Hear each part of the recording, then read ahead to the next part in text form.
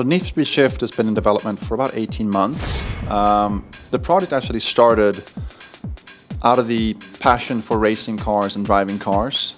And when we decided to go a little bit more authentic with the Need for Speed brand, I quickly volunteered to build a game with my racing background and having, being a race driver and all. And I met with a team in London, the Slightly Mad Studios team, and they showed us a tech that we loved and that we figured we could build a pretty spectacular game based on. So we spent the first, good 6 months of development actually focusing on the core elements of a racing game, which is, how it feels to be in the car, how it feels to race and drive the car, and what happens to you when you crash, what happens to you when you brake, what happens to you when you take over or get taken over by other cars. When you play the game, that's the first thing you'll notice. Everything from the in-cockpit view to, head movement under braking or under crashing, or, camera blurring when you crash or when you go fast, so that you focus your eyesight on the road instead of on other things around you. Sound, obviously.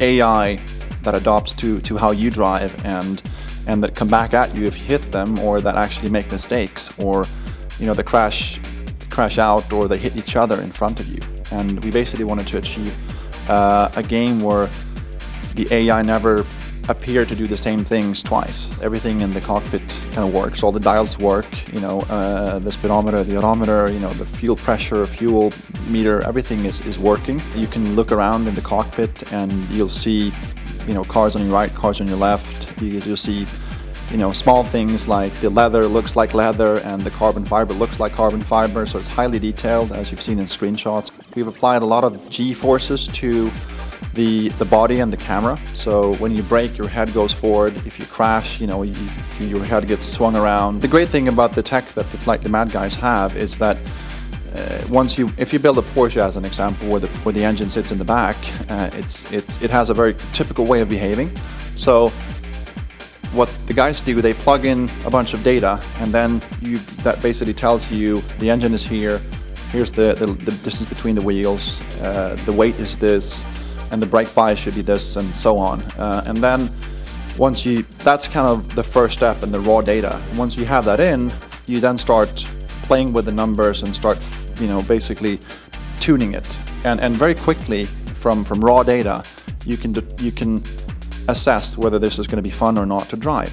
So the underlying tech helps us to iterate on cars instead of trying to get them somewhat right. We get them somewhat right immediately, and then we can work on fine-tuning them to perfection, basically. It's not open world. It's track-based to a large extent. You'll see famous tracks around the world. You'll see some fictional tracks, as you've seen today, the London track that we have, which is based in a real location, but there's no F1 track in London, unfortunately, but we made one for you. So in this particular race mode, at least, that's what we have. We have other race modes that we can't talk about today, but they will be different types that once you see them, you realize that this is actually more than just a track-based racing game. There's a pedigree to what a Need for Speed game should be. So like, you want to have licensed cars. There should be obviously tuning is in the game, basically all of them, and customization to your cars, changing body kits, changing liveries, tuning your car, putting a different engine on it, and those kinds of things. And when you see it, you'll realize that it looks better than anything in the industry today. And then the second thing I think you notice is the driver experience and how different it actually is. It's actually hard to talk about it and not show it, but once you see that, I think that's what people are going to talk about.